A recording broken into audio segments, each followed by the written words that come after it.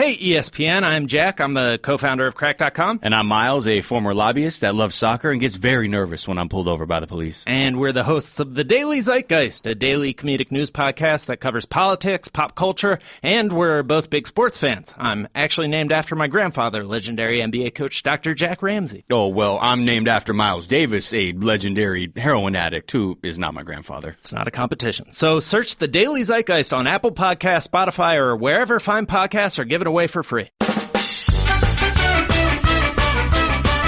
This is the Best of Golic and Wingo podcast. Getting closer every day to Christmas coming up on Monday, and we are in the holiday spirit. Welcome in. Good morning. Happy Tuesday. Golic and Wingo on ESPN Radio and ESPN2. Glad you're with us. We are presented by Progressive Insurance. All phone guests will join us via the Shell Pennzoil Performance Line. And you guys are way more Festivus than the rest of us here. Oh yeah, I must say in the attire. You're going to get there though. We got you taken care of. We got a real special one. I'm a little frightened by that. I'm not going to lie to you. Yeah, we have a special one for you Friday. Mike has his on today because this is it for him. You're out today. You're traveling to a bowl game on Thursday. She'll be out in St. Pete's, right? The Bad Boy Mowers Gasparilla Bowl. There you go. That might be my favorite bowl name of the entire bowl season. Yesterday at the bowl site, every bowl week comes with certain events for the teams that are down there. Oh, right. They had two kids from each team racing, not like a normal lawnmower, like the big industrial size riding Bad Boy Mowers. I saw you tweet that. That was pretty awesome. Impressive. So as far as bowl events go, I know like the Outback Bowl, they used to do that wing eating contest and certain things like that. You're going to be hard pressed to beat the mower race for me. And the kid from FIU, that was a vet. I don't know if he grew up as part of a lawnmower service. There's no doubt he was in the landscaping business. Yeah, seen his way around one of those a time or two. He knew it well. So you have the North Swole on Santa flexing his muscles. Yep, jolly old Saint Thick. And I have the Christmas Story scene where Ralphie has the bar of soap in his mouth saying, "Oh, fudge." Except I didn't say fudge. I said the word.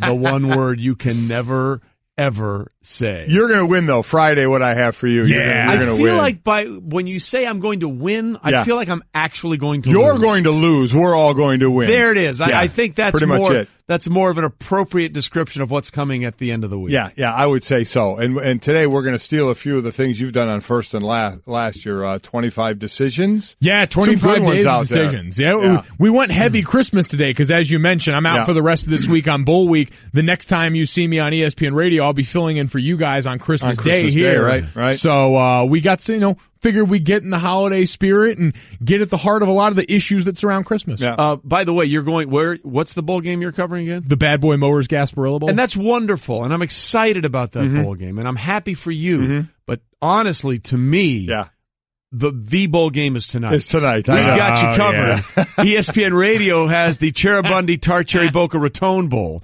Coverage begins at 6 Eastern on ESPN Radio and the ESPN Radio app, as well as ESPNRadio.com. Now, I have been consuming the Cheribundi Tart Cherry Juice. You're a big Cheribundi guy. For years. Yes, you have. And to see the Cheribundi Tart Cherry Juice Boca Raton Bowl just warms the cockles of my heart. It really does. As well as the Cheribundi Tart does, huh? Yes, it's wonderfully delicious. It's good for you. Over 200 college and pro teams use it as part of their recovery after workouts. It manages pain. It helps you recover from workouts, and also great sleep aid. Nice sell. There you go. And the bowl game is in Boca. Yeah. So there's nothing wrong with that. Winner chicken dinner. Yeah. I've dubbed this one the Lane Kiffin Bowl, and I don't no disrespect to the Cheribundi Tart people. And Cheribundi Tart Cherry Juice Boca Raton Bowl. Yeah, then get it right. And the fine work they do. Listen, I remember that in my fridge at Notre Dame and like the team facility. There it is. It was in the fridge. Great anti-inflammatory. If you guys are listening, Trey doesn't have to be the only one, but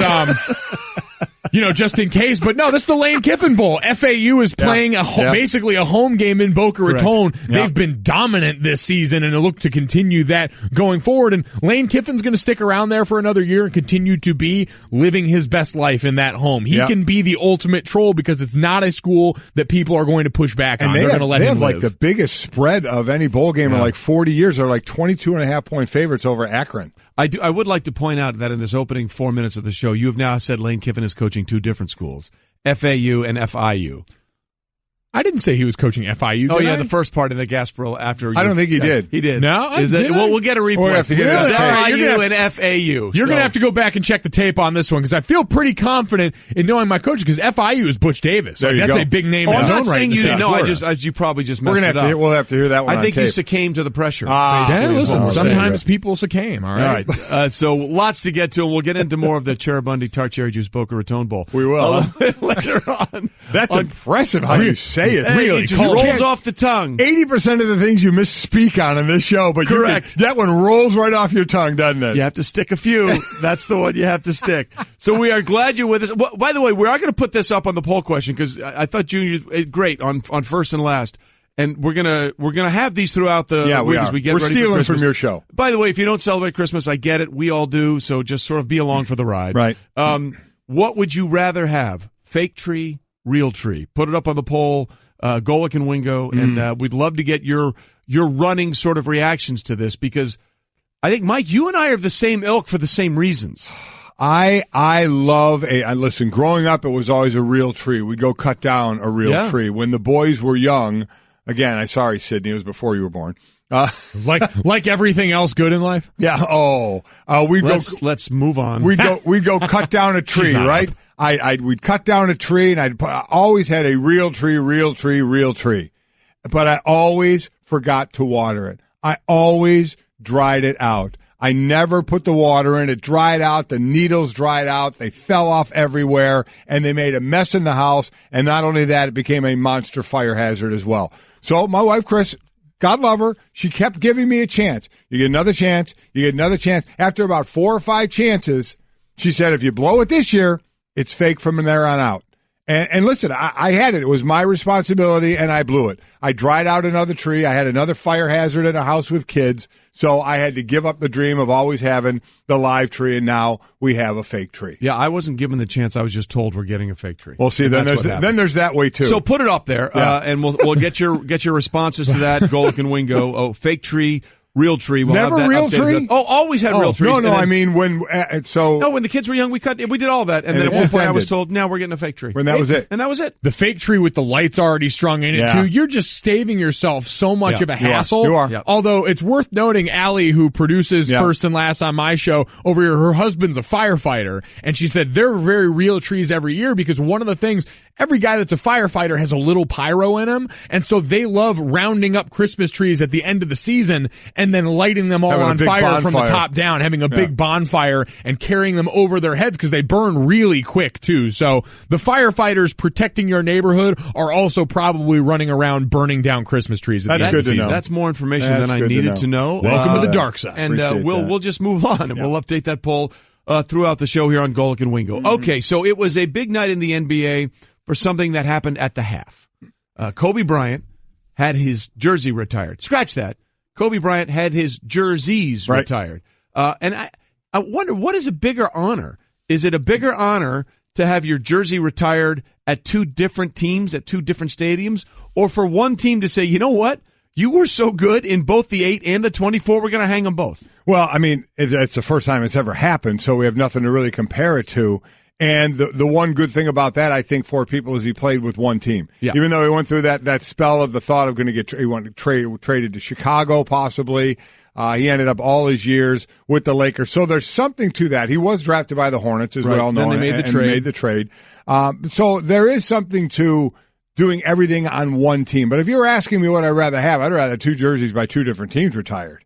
That means I played well. If I played well enough on both those teams, I think he wore the jersey 10 years in each number, and he almost had identical numbers in both those jerseys. So I think if they were going to retire one, they were going to retire the other. Yeah, I mean, this is just basically the jersey version of a clerical error. Like, I enjoyed Kobe in his speech saying jerseys with the S on the end to remind us that it was both. Like it was a greater distinction, but really this is just a clerical error surrounding that because even if you play, I would rather have both retired in one place. I'd rather have one retired in one place because that meant you got to play your whole career in one place and you were really good, which was something that evaded me. So kudos to Kobe, but the 8 and the 24, all kind of the same deal for me. If we never really got an explanation, was it of why the switch? I think he just wanted to reinvent himself at some point, because that was, he won the 3 in a row with Shaq wearing the 8. And then they split up. Then they fought in the sandbox. Exactly. Couldn't get along. And it made you wonder how much they could have won together. Oh, my gosh. If they just found a way to coexist, you know. And then they went on to 24. How about a novel idea? Instead of retiring 8 and 24, they just put up 32. It's already up. Yeah, that's true. Yeah. that one could be a little bit of a what tough was sell. Part 2. Interesting. And listen, you knew it was going to get retired. And he said it was a great honor, saying all the right things. Iverson was there, Shaq, Derek Fisher. It was Kevin Durant, Steve Kerr. They were on courtside watching it. Which, by the way, was very cool. cool. The Warriors beat the Lakers in overtime in the game, which, to your point, was secondary. But I thought it was interesting. Shaq said that they are the greatest duo to ever play, so the greatest Laker duo to ever play. He and Kobe, of course, they won 3 in a row, and you're exactly right. Had they stayed together, got over themselves, and stayed together, what they possibly could have done. But boy, oh boy, I mean, there's a couple of guys named Magic and Kareem that won themselves 5. Won a few. And I know Kareem was coming toward the end, but he was still a dominant player, was he not? Absolutely. I mean, it was the Magic and Kareem era where they did something the Lakers had never done, which was win a Game 7 in Boston. Yeah. With that run again of the Lakers Celtics back and forth all those years from like 80 to 87 was just amazing. It was absolutely ridiculous. It was 130 for 30. The early 2000s Lakers are going to be another great 30 for 30. Yeah. I said that rift between Shaq and Kobe and everything that happened with their relationship, and listen, certainly a lot of the off-the-court things that happened with Kobe Bryant are all precursors for a lot of the drama that we've seen, specifically that relationship between those two. You can debate their place in the pantheon, that duo all time, but one thing you can't debate is that sort of tension and that relationship, the diss track that Shaq put out with all that, had all of the trappings of all the drama we see in today's NBA. Imagine what we would have done with social media with everything that went on with that. Man. Yeah, and as outgoing as Shaq was doing the track already, if he had the social media to go along with it, where that would have gone. I completely agree with you, because I remember that going on and just going, are you kidding me? When you always talk about, team above individual, and wow, that was just brutal. Well, you would know that more than anyone. I mean, the amount of egos in the room on the defense that you played with, that can't have always been an environment where everyone necessarily felt comfortable watching the other guy shine at his expense. Well, that's an interesting. We all played together very well, in the sandbox, as they say. We did have a lot of great players. I mean, we had a lot. I think one year we had 5 Pro Bowlers on the defense, so. But there were heads butting on that team at certain times, were there not? Mostly it was with the offense because they couldn't score enough. Fair enough. But, look, did I say that out loud? Yeah. I'm sorry. You could also make a case that the 90s Cowboys would have been the ultimate team for social media. Boy, you're right. For a lot of different reasons. True. But that's a whole different discussion we get into. Give them Snapchat and watch the world burn. On another day. Kobe is our player that excelled, brought to you by DXL, the best XL fit. Hundreds of brands, DXL, the destination for style. And obviously, with the ceremony last night, Kobe was there and had a very interesting speech, and he closed out his speech last night with this message. Hopefully what you get from tonight is the understanding that those times when you get up early and you work hard, those times when you stay up late and you work hard, those times when you don't feel like working, you're too tired, you don't want to push yourself, but you do it anyway, that is actually the dream. That's the dream. It's not the destination, it's the journey. And if you guys can understand that, then what you'll see happen is that you won't accomplish your dreams. Your dreams won't come true. Something greater will. And if you guys can understand that, then I'm doing my job as a father. Thank you guys so much. I love you. And, Mamba out. Went full Mamba out. Mamba out. He was speaking specifically to his daughters there, but I think he's, in speaking to his daughters, I think a lot of people can sort of understand, like, put in the work and then figure it out from there is basically what he's saying. Right. I kind of like if it would end well, though. I mean, I agree with the hard work, but it's pretty nice if you get the payoff, right? Well, and I mean, he even gave the nod to it right there for people that are listening on radio and not seeing that on ESPN2. They played the video of that point in the speech, and when he says, if you do that, something greater will happen, as he's talking about not worrying about the results, he points directly up to his two banners in the arena. Yeah. So clearly the results were all right too, Kobe. Yeah. It's nice when you can get both. Yeah, exactly. You know what? Be like your dad and get both. That should be the message. But the ceiling is the roof. We pretty much know that. But he was like, it talks about the hard work, and he is certainly, notoriously known as one of the hard workers, as Jordan was and the greats were. I just, I don't like that comment of nobody worked harder, because there's a lot of people that work hard or just as hard. Some just don't have as much talent, and they work hard and just don't get there. But he certainly had some great work ethic. He had the best of both. He absolutely combined both of those. I was disappointed to see how almost tame Kobe sounded last night. He was effusive with praise, as you have to be in these moments. He didn't want to do that. The one person Kobe wanted to thank in all this? Who's that? Kobe? Kobe. Yeah. I'd like to thank myself. Yeah, you know what? The Bucks family, everyone in these Aussie. It's like the Austin Powers movie. Allow myself to introduce myself. But it is interesting. Do you have a defining Kobe moment in his career? Well, I mean, is there one thing that sticks out more than anything? What that sticks out is the 81 or the 60 in his last game by taking 120 shots to get it. I think 50. Yeah, he took 50 shots to get 50 it. to get 60. So I would say really just those, because they just, I didn't see all his games and, obviously wasn't out there, but you see the highlights of that, of getting the 81 points. So I'm sure there are others that would have different messages or different thoughts about Kobe and what their big moment was, those who spent more time with him. I remember one time we were out in Arizona and we saw, it was Kobe and the Lakers. It was, I forget if it was the Western Conference Finals. That was the Steve Nash Suns. Right. I forget if it was the Western Conference Finals or the Western Conference Semis. But that was the only Kobe Bryant game I ever saw in person. And I felt like every shot that guy hit was a shot with a hand directly in his face, falling away, that he happened to make. Kobe Bryant may be the best difficult shot maker I've ever seen in the NBA, and to see that put on display in person was something that always stuck. Well, how about the alley-oop to Shaq against the Blazers, Game 7? Right. The hand? Yeah. Game 7 of the Western Conference Finals, where it looked like they might be out of it. And that epic series with the Kings was also a big one. But I'll tell you, to me, the ultimate one would be his final game. Yeah. It's like, you know what?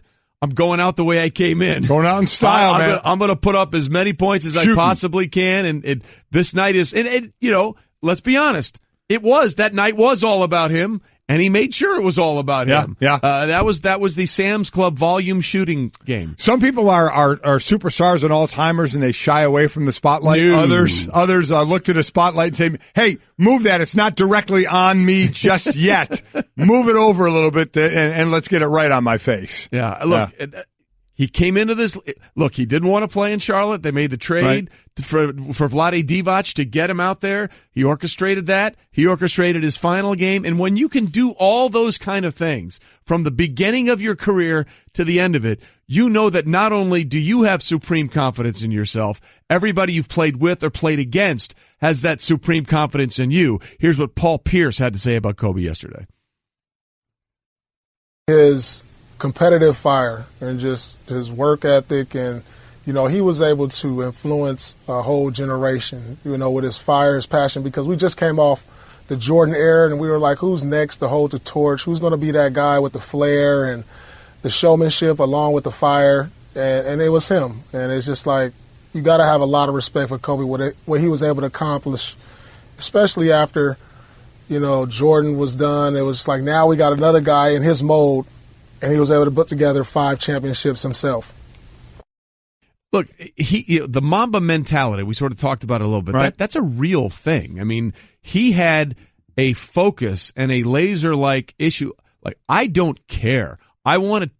What did Mike Tyson say? I want to rip your heart out. I want to eat your children. Yeah, I mean, that's sort of what the Mamba mentality was like. And he wanted everybody around him to have that as well, which is one of the reasons, like the Dwight Howard thing, is not clicking so well. But which was interesting, Shaq, who had so much fun, but Shaq would have his fun on the court, but he would be business when he needed to be business. But that was the thing. That's what made it interesting there. And people say the same about Jordan is, the atmosphere that they created as the leaders of the team. We always say you take on the personality of your coach. I get it. But when you have such a dominant player, that everybody just naturally kind of fall in line, right, with kind of how they do things. Yeah, it's a model that we understand works, but it's a model like anything else that I think is really endearing to fans, because these guys are the ultimate example, Kobe and Jordan, of what we always want. People always say they want in their athletes. I've always respected the guys like Shaquille O'Neal that show you can do it a different way. There isn't one way to be great,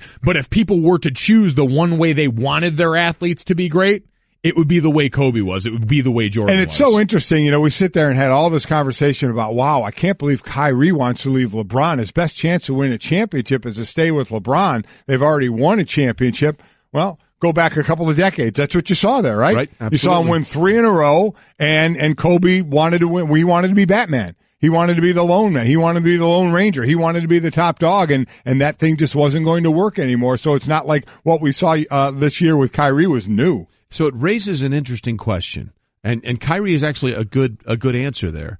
Who in professional sports has the same mentality right now as Kobe Bryant did in the NBA? Because I have one that comes to mind right away, and it's not in the NBA.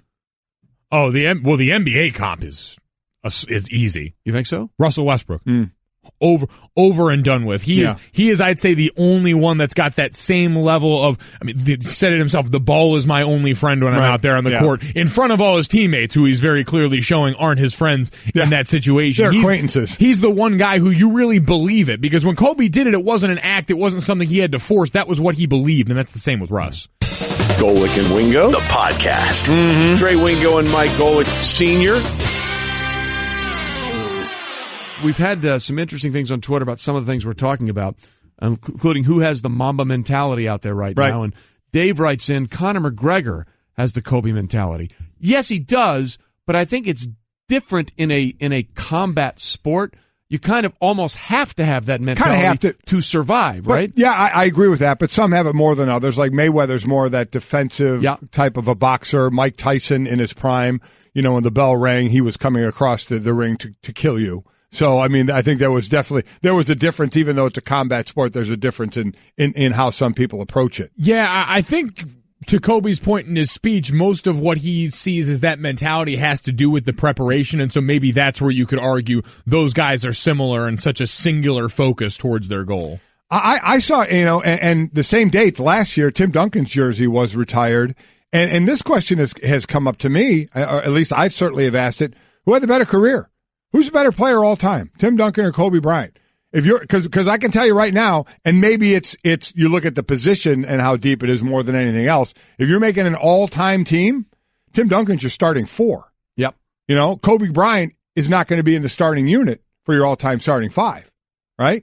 So, does that give it to Duncan, or does that just say, the positions they're at, one may be more deeper than the other? Yeah, that also says he's the best 4 ever. It also says that Michael Jordan happened to play Kobe Bryant's position too, which is sort of an unenviable draw. Look, Duncan's teams won 50 games in every season he played, even in the lockout year when they only played 66. So there's a reason he's the big fundamental. That's actually an excellent question, and I'm not sure I have an answer for you, to be perfectly honest. Well, there's no right or wrong. Yes, there is. Don't you know it's all about opinions and conflict? Come on, that's what we've been told time and time again. Maybe not. Tim Duncan is the right answer. As our producer just gets in there. Yeah, that's what we want. Yes. Yell more. You shut up over there. Stanzik is sitting back there amidst the flames of chaos. He just wants to pull the strings and see everybody go crazy. Yell at each other and disagree. Why don't you just make loud noises? By the way, we also put it up on the poll, stealing from your show first and last. Fake tree, real tree? 50-50 split, over 1,500 votes. That is something right now, 50-50 isn't it? split. That never happens. Yeah. Brian says real tree smell alone is all you need. Listen, they have sprays now. Yeah. You can spray a fake you tree, got candles for that, man. Go and visit the Yankee Candle. Yeah, there you go. They got better smells than the real tree. So Chris says, thanks for the reminder. I have to water my Christmas tree. See, that's what happened, Chris. It got me into trouble. Otherwise, there's a severe issue. Yes, there is. And Allie's husband may come to your house. That's exactly right. Okay, the other thing we were talking about, that Mamba mentality, I think there's one clear guy in professional sports who has it right now more than anybody else. Okay. It's Tom Brady. Yeah. I think it's Brady. He wants to eat your heart. Yeah. He wants to take, you look at him when he goes back on the sidelines a couple weeks ago against the Bills, and Josh McDaniel says he was wide open, and Brady's like, he just went all in. You know, he was egging on the folks at Heinz Field that were giving him grief before the game. I mean, there was that play a couple years ago. It was also in Buffalo, I believe it or not, where he sort of loped in for a score, and Welker and I think Edelman were giving him grief on the sidelines for how he ran, and he just turned around and snapped at him and said, "Shut up, you bleepity bleeps." I mean, I think Brady has the Mamba mentality right now more than anybody else in pro sports. I would agree. I'm interested because Tom Brady, especially in football, is one of the few guys we allow to have that. Like, what do you need to accomplish for us to excuse away outbursts on the sideline for that? You remember Odell Beckham Jr. put up that video from earlier in the season showing the side-by-side comparisons between the two. And while I understand the level of accomplishment is different, I'm wondering what the burden is for you to enter into that sphere where we're willing to excuse away passion as desire rather than immaturity. Well, one of the things is Tom Brady last night, you know, because I saw the video as well, and I get what you're saying, but Tom Brady, A, hasn't cost his team 15 yards a few times, and B, been suspended for his actions on the field either. So there's a difference. You know, you can act the fool at times, but if you're not costing your team, okay, you're willing to put it aside a little bit. All of a sudden that flag comes out, and you're going 15 the other way, or all of a sudden the league says you're sitting a game or two. I mean, now you're hurting your team a little bit. Tom Brady did cost his team 4 games. Well, or 3, whatever it ended up being. Let's not go for the deflation sensation. I'm just saying he was off the field for 3 games because of something that he was involved in. So it's there. It was 4 games. I don't know where you got. Was 3. it 4? I didn't know if it got reduced down. I forget if it was the nature of it. Was 4. It was 4. No, then he was still almost the MVP. The deflation sensation. I don't call it Deflategate because that gives it too much seriousness. It was the deflation sensation. But to your point, he was off for 4. Nothing. But again, it was for, if you want to go down that road. Let's just not shifting the competitive balance. As far as the comparisons Odell was putting up, that would be my difference.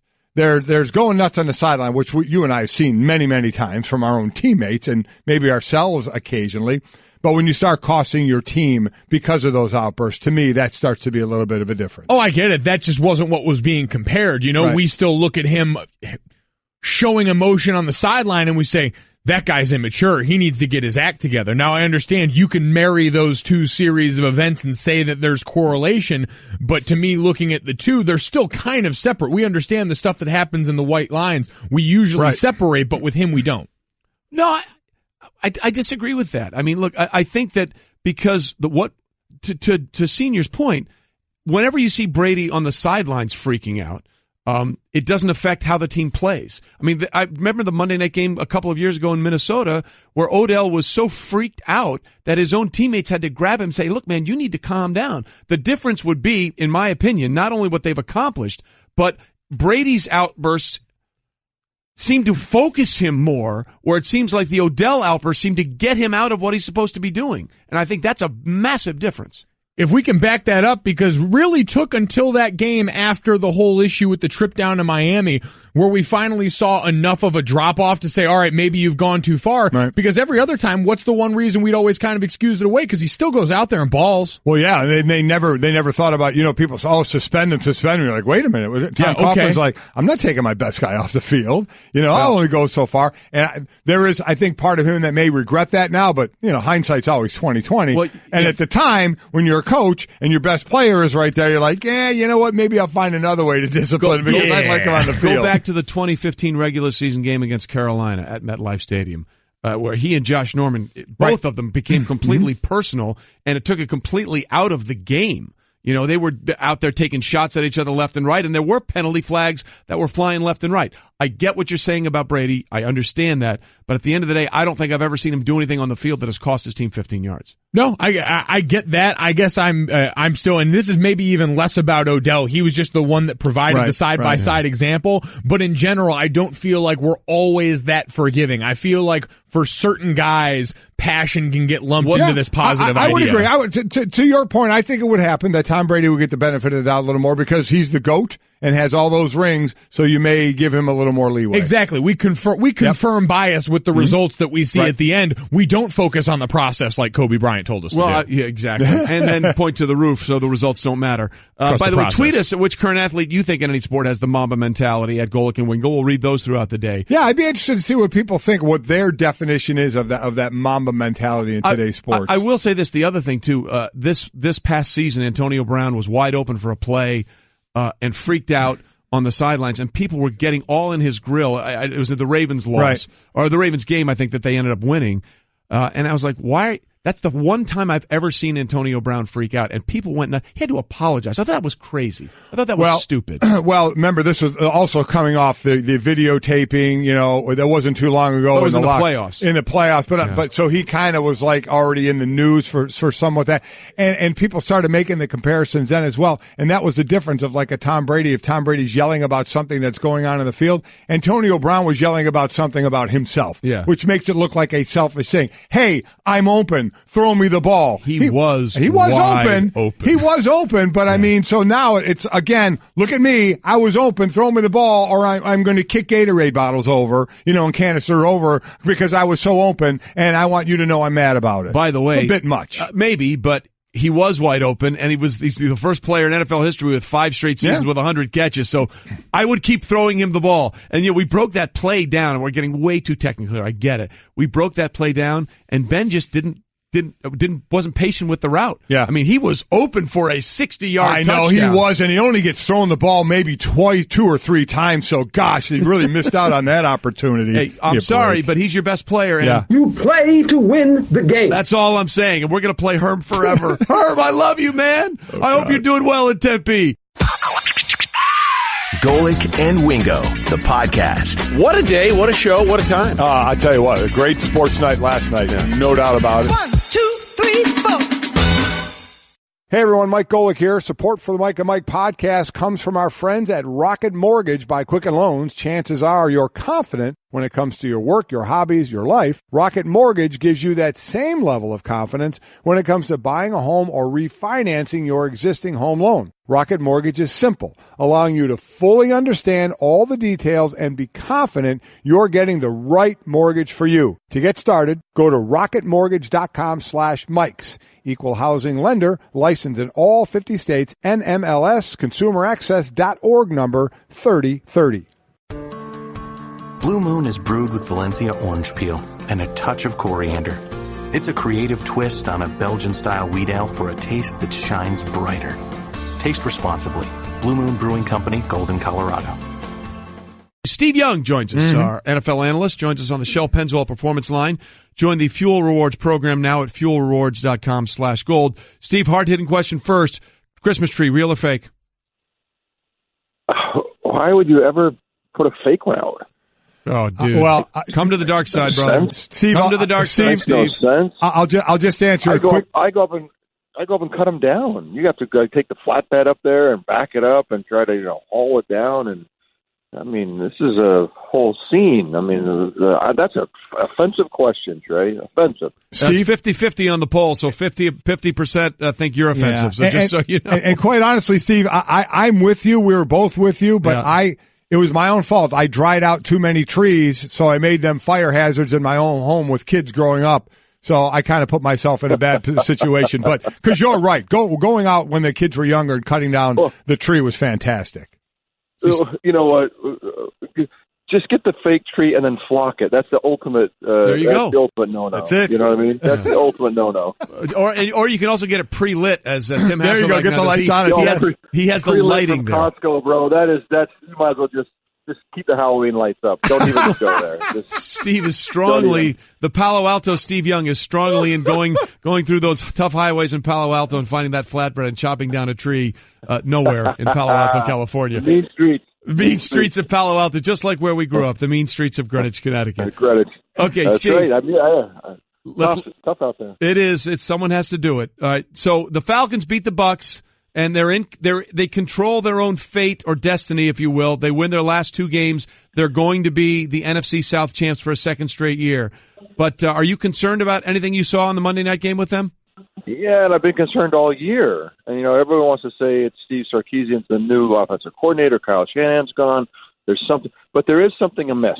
And the way I would describe it, because standing there 10 feet away is actually very helpful. What I felt was that they have all the talent in the world, and every down, they need to be productive. And the downs where they're 80% productive, even if it's 2 or 3 yards, what happens is because of the weight of all of the talent, it explodes on defense, and they can overcome any issues if they can just be productive down after down. And again, it's not big chunks; just get something done. But they get into these waves where they're 3 and out, and they don't get or even whole quarters where they don't get productive. And Matt Ryan post halftime yesterday threw for like 15 yards. And they got the season on the line. And so there's something about the down-to-down productivity, and I guess we have to give Matt Ryan the biggest weight of it here because he's the quarterback, that with all of those guys, with all of that talent, you should figure out a way to just make 2 or 3 yards no matter what and continue to put pressure. I felt like the 49ers when I was playing, we were really good at continue to put pressure, and then it would explode on a defense, because you were so productive that, the big plays came. And Atlanta seems to be missing those, and I think a lot of it is just Matt deciding that I don't need 15 yards, I just need 2, and just every down get something done. On the other side of that, Steve, because their season, they're not playing for anything anymore as far as playoffs are concerned for Tampa Bay. Jameis Winston, and we've been talking about him and Mariota a lot, coming from the same draft class, 1 and 2, how this year everybody was expecting that next step, and you didn't really get it from either one of those guys. But last night, Jameis played very well. So talk about, from his side of it, playing this well late in the season. Is there any kind of, hey, this is great late in the season as a springboard for next year? Do you buy into any of that, or has he just been too inconsistent for you? Yeah, but Jameis it's at risk. I mean, he believes he's a franchise player. They drafted him to be a franchise player. There's a lot of heaviness around this team about him being that guy. Can he be that guy? Is there something they actually thinking about someone else? I mean, that's crazy to think about, but that's how the NFL works. And so it was important for him to be consistent yesterday, that he was going to just do the job, do the managing, don't do spectacular things. Don't take on too much. Don't create problems for yourself. Don't be a swashbuckler. You don't have to put this team on your back every week, because then he makes the big mistakes and that becomes his fault. Because, he's the one that's losing the football games rather than, and there's times when he wins them, but it's to your point, it's too inconsistent. And so to me, yesterday was consistent. It was mellow, right? It was do your job, be productive, and then let the team kind of fill in the blanks behind you. And I think I thought yesterday was very productive. I thought he was, to what he can become yesterday was very important. Yeah, we've talked a little bit on this show, Steve, as ESPN analyst Steve Young is with us, that it seems like both Mariota and Jameis have a little regressed. They were the 1-2 quarterbacks of the 2015 draft, and it sure seems like the ascendancy of the 1 and 2 quarterbacks taken in the 26th draft in Goff and Wentz has certainly given a different focus on what we're seeing out of both Mariota and Winston this year. Yeah, and I think with Marcus, that team, what they're asking Marcus to do is much more limited. They want to run the football. They want to play ferocious defense, and they want Marcus to fill in the blanks and fill in behind and kind of manage things. And Marcus I think that's a team issue more than about Marcus in my mind. It's about a philosophy, and I would like to see him. Marcus is an explosive player, and just the opposite. I sound like I'm picking and choosing here, but for Jameis, I want him to be more steady, more staid in what he tries to accomplish. And Marcus, I really do need to see him more explosive. So for different reasons, both of them are struggling. We're talking to Steve Young on the Shell Pennzoil Performance Line, 3-time Super Bowl champ, 7-time Pro Bowler, 2-time NFL MVP, 96.8 passer rating. Wow. Well, keep going. This is great. I didn't expect that out of nowhere. And it's like a promo. It's like went to high school with promo. You guys are good. Went to high school with Wingo and believes it should be a real Christmas tree in your house for Christmas. Blake Bortles, here's a guy, Steve, that I thought is not going to be in Jacksonville next year. They're going to go in a different direction. They got the defense, they got the running game, and they're going to go for a quarterback. And before these last 3 games, in the previous 11, 7 out of those 11, he completed in the 50s or 40s of percentage of his passes. But the last 3 games, he has flat out been money. Why the change this late in the season? What are we seeing out of him that we weren't seeing before? It's super exciting. And to me, if you're going to play professional football, what you want is to show up at a place where you have a ferocious defense, maybe top 2, and then have a great runner, right? You turn around and play action, and you come out, you pull the ball out of the belly of Leonard Fournette, and all of a sudden linebackers are in the line of scrimmage and safeties are wide, and you got all this space. It feels like college. And so, to me, that's where you want to be. That's the money spot. And Blake, when he wasn't performing, he's like, look, if you can't perform the minimum here to help this team go be a champion, because you can see they have all these pieces in place, then literally you got to step aside. And so for him, I think it was like survival of his own career that he would go and start to fulfill the 4 or 5 throws that you need to do in that scenario to help this team get somewhere. And then he's actually added to it. So I think there's a confidence thing. It's a confidence game. It's an emotional game, football.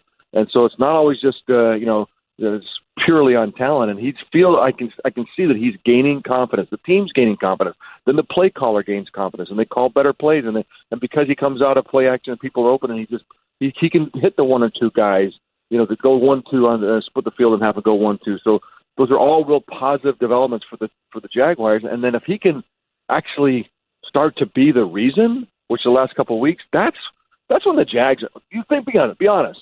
All of a sudden, you say the Jags going to New England. That's probably the number 1 threat for the New England Patriots right now, with the thing that hangs over the head of the Pittsburgh Steelers with the Patriots. The number 1 threat to the Steelers not going to the Super Bowl again, or the Jacksonville Jaguars. And be honest with you, Blake Bortles is a big piece of the reason in the last month. And if he can continue that, I'm actually backing the Jags as a favorite if he can continue to do that. The favorite because of the defense. The favorite in the AFC. Well, look, you think about it. When Denver ran the table, you have a defense that is just shut down. That's where you want to be in January. No, there's no question, and they have that defense, especially as you mentioned with the matchup with New England, possibly with that offensive line against that front 7 for Jacksonville, which is crazy. But the Blake Bortles thing is fascinating, Steve, because not only is he playing the best ball of his career right now, the first time in his career, 3 straight games, multiple touchdown passes, no interceptions. You could make a very compelling argument. He's been the best quarterback in football in the month of December. 7 touchdown passes over the last 3 games, no interceptions, averaging about 300 yards a game. And remember, Doug Marrone started the season, the Jacksonville Jaguars head coach, basically saying, we want to win by running the football and playing good defense and hope that Blake throws it 5 times a game. The transformation, not only for him, but the philosophy that Doug Marrone wanted to use has been striking. Yeah, and to me, that's the secret, is don't ask. Blake can't carry all the water, so don't ask him to. And then what happened is this great defense got better. This running back got better. And so everyone around him kind of raised up the game. And trust me, as a quarterback, you're in that scenario where there's so much more air in the system. There's so much less stress. And so he was able to start to thrive. And now with the confidence, now, do you have confidence that he will go into a playoff game in New England and play really well? Come on. You can't do that after a month. But if he could, that's why I say if he could, then all of a sudden the Jags become a really tough out. I mean, really tough. Not just, their team coming on the come. They're actually going to do, they can run the table. So if Blake can play this well for 6 more weeks, no doubt that now look, I'm overstating with favored, but if he does do that, who you think that defense is going to give up 28-35 to Tom Brady? Maybe so, but I think it'd be tough. That defense is fun to watch. And only 2 great corners, too. Yeah, only 2 more games left in the regular season. MVP is a regular season award. Who, in your mind, is the leader right now? For MVP? Yes. Boy, it comes and goes, doesn't it, every week? I think if Tom Brady finishes strong, I know it's redundant that for this 27th straight time he's going to be the MVP. But I just taking it all in context. And last week, remember, we were in Miami for the Monday night game when they just laid an egg, and they looked really poor. And that's on Monday night in Miami. They fly back and get there Tuesday morning at 6 in the morning. They get home, and then they turn around and go back to Pittsburgh the way the Pittsburgh's playing. And he does that, and does that late in the game, and just carried this. I mean, I don't know. There's plenty of people to talk about, but Tom Brady sticks out in my head. Well, certainly with the injuries to Wentz and Antonio Brown, look, I think people get Brady fatigue, but we have Steve on NFL Live on every Thursday, and one of the categories we have is quarterback you want regardless, and he picks Tom Brady every week. So you're being consistent. Until further notice. Yeah, until further notice. He hasn't been an MVP since 2010. He's only been MVP twice, but it certainly looks like at 40, he's on his way. Yeah. Now, Steve, I have to ask you this. On. We had we were listening to the clip you had on with Ryan Russillo, and you were talking about the grit meter for all these quarterbacks. Right? That was the worst interview in the history of my interviews, man. I'm sorry about that. Well, don't worry. Be on this show, and we can probably top that. But I do think people need to understand why you're so infatuated with the grit meter, because your father's name is LeGrand, but his nickname is Grit. I know, and he meant it too. He's got gold teeth. You know, when I was growing up, he'd kind of snarl at you, and I didn't realize he was such a teddy bear. He kind of faked it. Took me until I was about 25 to realize that. But when I was growing up, you know, he was a tough guy. And he didn't ever hit us or spank us or and there wasn't even a threat. There was just kind of that sense that, like, he'd snarl at you. And actually, with growing up at the kitchen table, we'd be arguing or fighting down the basement, and we had this certain kind of wood floor where the chairs, where it would squeak when he'd back it up. And so we'd be at it, each other, all the brothers and sisters. We'd be at it, and all of a sudden you hear the squeak of the chair. You're like, oh, and everyone would scatter, you know, because there was an understanding, it sounds like. There was an understanding. Yeah, you heard that squeak, and because he and the mom were at the dinner table talking, chatting, all of a sudden you're like, why? Okay, that's enough. Oh, that's great. Time to scamper. All right, Steve, we know you got to catch a plane. We appreciate it. Thanks for being with us. Sorry for the noise behind me. See you later. Steve Young, the hammer of Havermeyer Park. Golick and Wingo, the podcast. It was all sort of one big giant Jell-O mold. It's very interesting where that went. You know, growing up, we had a real fireplace. We actually chopped the wood. My dad and listen, I swung a sledge with my dad when I was 12 doing side jobs. He was a bricklayer, so that wasn't an issue. It was a good workout too, by the way. And then Me too. Can't you tell? Mm-hmm. Then we would chop our wood. We had the real fireplace, and my dad actually made, as part of like the grate, he made tubes that curved out to the room. So, and that you put the wood on that grate of tubes. And it heated up the tubes and blew out hot air. Nice. I mean, it was unbelievable what he did. That's impressive. It was fantastic. I couldn't do something like that. So I've lived in places where I've had real fireplaces, and then of course, flip a switch and it's a gas fireplace, which certainly doesn't warm your house nearly as much. But I love the look of a fireplace. Well, what do you have in your house now? It's gas. It's a gas fireplace. I am a traditionalist when it comes to a fireplace. And you know how to make a fire? Oh, absolutely. You can do it? Oh, I'm like Allie's husband. I'm about pyro. How many times you ever forget to open a flume when you start it off? Never. Yeah. I also know if you have anybody there, put a little paper up and warm up the flue, because you don't want that smoke coming back into the house. Yes, you do. It is amazing how often you do become your father. Mm-hmm. I mean, like my dad, and by the way, my mom and dad are coming for Christmas from Palm Springs. We're very excited. Haven't seen them in a while, so we're really going to welcome them in. But my dad, when I was a kid, all he would say when he'd see a down tree, he'd say, "Oh, look at that firewood. Look at that firewood. That'd make good firewood." I'm like, why are you obsessed with firewood? And now, like the minute it gets into October and it dips below 50, all I want to do is, because there's nothing like the pop of that firewood. True. Very true. When you have good, dry firewood, and it's pop, pop, pop, pop, pop, you're pop, right. pop. And the smell as well. I'm great. with you. Now, cleaning up the ashes is a you-know-what. That's the thing. I mean, we've become very quick with the fake tree. Yes. Easy I'm all to put about up, the fake tree, so I'm easy kind to of put conflicted away. here. Yeah. Flip on a switch, you got a gas fireplace, you got the look of the fire going instead of bringing in the wood, getting the kindling, starting the fire, the whole deal, keeping it going. And I'm kind of like dipping my toe in the water because we have the fire pit in the backyard. Oh, yeah. Now that's propane. We just light that sucker and let it go. That's a beautiful thing. And just sit around there. But I am a real traditionalist when it comes to a real wood-burning fire in the house. So another question we have out there is, would you rather host for the holidays or travel? And when we say travel, we mean you got to get your family's got to get on a plane. It's a nightmare. Not a 2-hour drive, which you could all jump in the car. Not over the river and through the woods. Yeah. No. You got to get on a plane and travel. Right now, 54% of the people say host. I like McKelly says host, my house, my rules. I like it. But then you're bringing in other people to your house. That's the other issue. You are. I mean, you're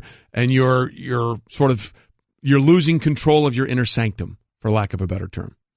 That's the only issue. That's the only issue I have with it. I don't know where I'd like to go on that one because I'm like one of those that I'd like to leave when I want. Yeah. But if you're hosting, it's very difficult.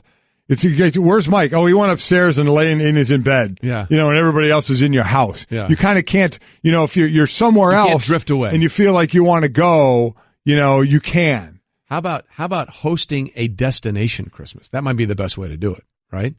Like you just take everybody and go, like at a warm, or either like a ski resort or a warm, like weather. A destination wedding. Exactly. Warm weather. We're just going to get away for a few days or maybe a week. I'd like to go to a destination like that, but I don't want to be the host. I don't want to be the main person. Yeah. I don't want that responsibility. So then you're abdicating both because you don't want to travel and you don't want to host. You know what I want to be? I want to be that guy that you say, hey, can you go pick up some ice? Can you go pick up a 12-pack? Can you go pick up a bottle of vodka? Yeah. Because then I can go and I can be gone for like a couple hours. Yeah. Errands become important. Exactly right. All right, a few other things to do. You guys need anything? I'm going to run out, and it's like that car commercial. Oh, you wanted this thing? I'll go back and get the other one. You time it up. You say, okay, I'm going to go do some errands. When's dinner going to be ready? And then you come back 5 minutes before dinner's ready to go. And then you say, need any help? Can I help you at all with that? No, I'm good. Okay, I was out running the errands. You can be the hero. You can be the hero. Golic and Wingo, the podcast. Let's not expect too much. There's only one person out there that's expecting way too much out of this guy too early. We know who that is. It's his father.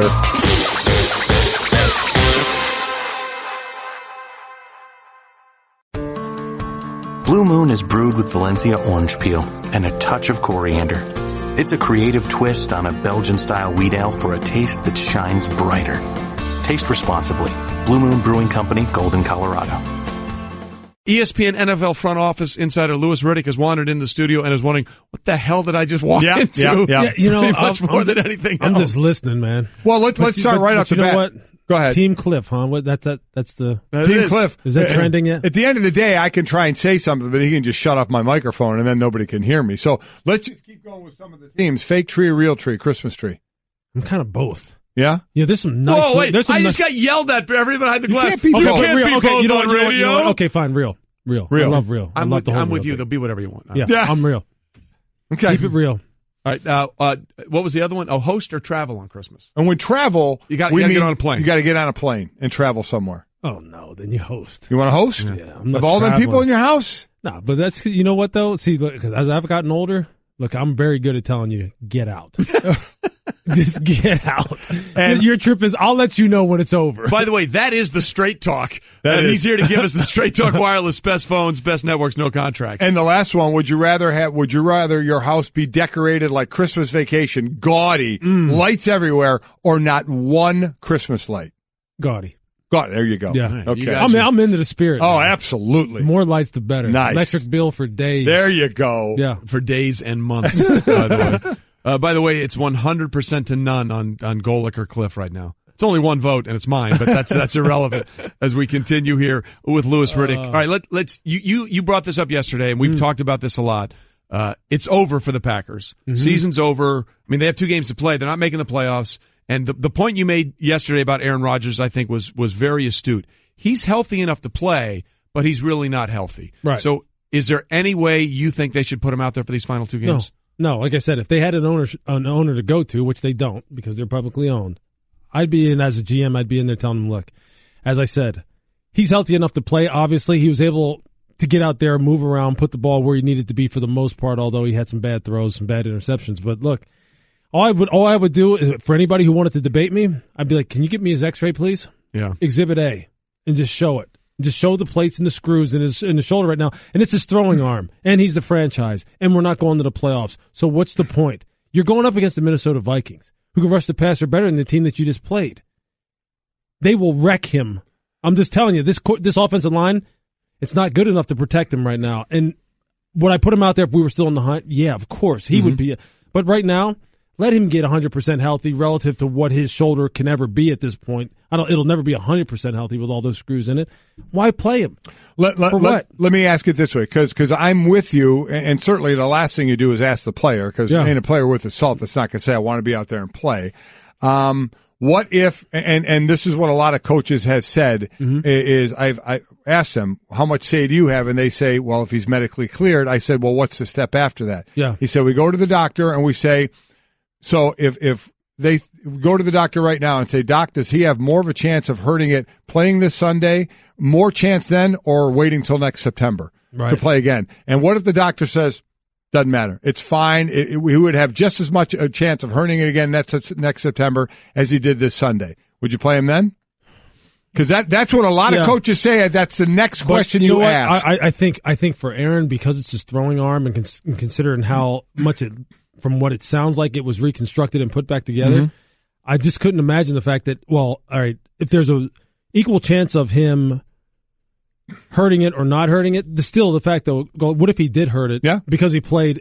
I mean, there's no way you could tell me that if they had to put that thing back together that the arm wouldn't be affected in a negative way. So I would just say, hey, look, I would just still sit him down. I would sit him down. He's a special player. I'd sit him down. Well, he sort of seemed resigned to that fact after the loss. I mean, the words, look, I have no idea if he meant it to sound that way or he was just talking about the game where he thought they were probably mathematically out of it. But he said, we didn't get it done this year. I look forward to being around this group for many more years. It certainly seemed like he was resigned to the idea that might be happening. Yeah, and I don't think, as you alluded to, I don't think he wants to do that. I don't think he's saying, look, I'm throwing in the white towel or I'm waving the white flag or anything of that nature. But he knows, look, that's his moneymaker. It's not his off shoulder. It's the one that he's using to throw the football. And you've got to keep as much longevity in that shoulder as possible. And if he hurts that thing again, there's no telling how much it would adversely affect him. So I would minimize the risk. And that's what it's all about, I think, at this point with him. Which team do you think, in one from each conference, could make a better run? The Rams? Or doesn't matter. Or Jacksonville? Or Rams. I know. I've done it. I know. Look, man, we do these Hat Tuesdays on NFL Live. You're all in. He's been all in on the Rams since day one. But see, you know what? And you know what? You know why? Like now, I'm even more emboldened with them. Okay, the Falcons win last night, right? So they keep it going. They're still in contention for the South, right? And there's no quality of win type of scenario in the NFL. It's either you win or you don't. And you just keep going. Not like college. Right. But the quality of the win of the Rams against Seattle, against an undermanned Seattle team in still a hostile environment with an MVP candidate quarterback and some very prideful players on the defensive side of the ball, they dismantled that team in front of their home crowd in a way it's never been dismantled. That means something to me. This team is trending straight up. Straight up. The Falcons, on the other hand, although they say they're in a spot that they're used to and they're right where they need to be, and they do need to clean some things up, but they're good. This is two teams, I think, going that look much, much different. And now, if you want to compare the Rams to the Jaguars, the Rams' offense is just much better. It's not the Rams' defense isn't as good as the Jags, but the Rams overall, they got special teams too that will just rip you apart. And a coach that right now is so dialed into that offense. Oh, my gosh. It's ridiculous. Look, he is calling plays like with his eyes closed, and he'll hit the right one. The Jacksonville thing, though, is interesting, Lou, because Blake Bortles, you could make the argument, and the stats would back it up, that in the month of December, he has been the best quarterback in the NFL. 3 straight games, multiple touchdowns, no interceptions, first time in his career, 7 touchdowns, no interceptions. He's averaging 300 yards a game. Yeah. He's no longer the big mistake. Now, look, it's only a 3-game sample. I get that. Yep. But if you can get him to do that with that running game, again, Fournette didn't even play on Sunday, and add in that defense, which is not just the front 7. In Bouye and Ramsey, they may have the best 2 corners in the NFL right now. They're really interesting going forward. There's no doubt. Look, defensively, they've got monsters at all 3 levels. They got speed at all 3 levels. They've got angry, cocky players at all 3 levels.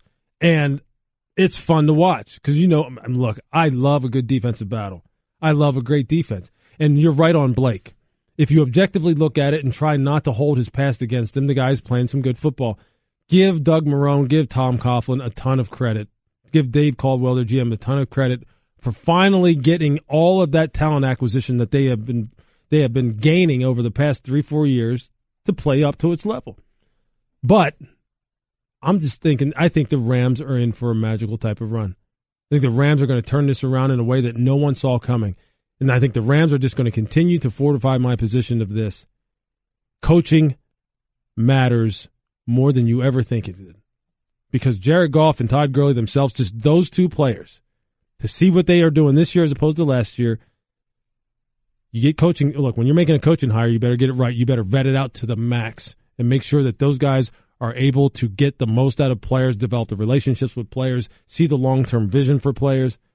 Because right now, Sean, I don't know if the Rams ever thought in a million years they would get out of Sean McVay what they did this year as far as how he's turned that team around. And the people in Washington loved Sean. No question. People who knew him, look, I'm telling you, people who knew him said, this kid, and Kyle Shanahan, look, they backed them both since they had both been through there. But many guys said to me, that's the one. Sean McVay's the one. And I'd be like, so what do you mean? Like, look, veteran players that have played a long time said, this guy made me better. And I think that's the greatest compliment you can give a coach, without question. Can you impact my career and make me better, make me more money, let me have more Twitter followers, more endorsements, all that stuff? And they said, to a man, they all said, I've learned more from this guy than I did from guys who coach in this league 10, 20, 30 years. Well, the interesting look, all that's true, but the interesting thing here is they're more than likely going to be the 3 seed. Yeah. Because they've already lost to the Vikings, they've lost to the Eagles. So, the best they can be is 12-4, and the worst the Eagles can be in 12-4. So they wouldn't have the tiebreaker there. They've already lost to the Vikings, and they're a game behind the Vikings. Can they get there as a 3 seed without the bye? And I'm talking getting there to Minnesota. Yeah, they do. But I'll tell you what, they will have to beat one of those heavyweights like you're talking about, right? They're going to have to protect Jared against a team that can rush the passer so fearless like the Vikings can, which is another reason, again, why I said Aaron should sit down. Yep. And against the Eagles, look, they were right there. They were right there. They were battling back and forth, made some mistakes late and couldn't finish it. So they'll have to answer some questions. I just think, though, to go up to Seattle after coming off a tough loss, a heartbreaking type of loss, and just put an absolute pasting on them tells me this team's resilient. All right, 2 teams that aren't, in my opinion, aren't going anywhere, Cowboys and Seahawks. The winner still has a chance, but I don't think either team is going to make the playoffs. Going into next year, arrow, up or down for either team? I think the arrow's up for Dallas because I think they're finding some young secondary players, Mike, that are looking really good. They got to keep DeMarcus Lawrence trending the right way. This is a contract year for him. He's ripped it up. They're going to have to pay him. Will he stay hot as far as, keeping things moving the right direction for him, making the right decisions off the field, all those things? On the offensive side, look, Ezekiel's going to come back with a vengeance next year. Right. Dak will be better next year. They need to find some more support on the perimeter for Des Bryant and for Terrence Williams. Jason Witten can't play forever, so they have to have a succession plan there, but the offensive line is set. I think the arrow is up for them. As far as Seattle, I think the arrow, right now it's like going like this way, sideways. Right. That is a team in transition to the max. The Legion's not there. They're not defined by the Legion of Boom anymore. Boom has gone bust. So now it's like, okay, who's the next generation for that team? Who are the next corners? The next, say, Earl can't play forever. Cam may retire. May be done. Bobby, look, I think Bobby will still be there. KJ Wright will still be there. Frank Clark's still going to be a good player. How's the offense going to look? You got to help Russell out. He can't be Houdini every play.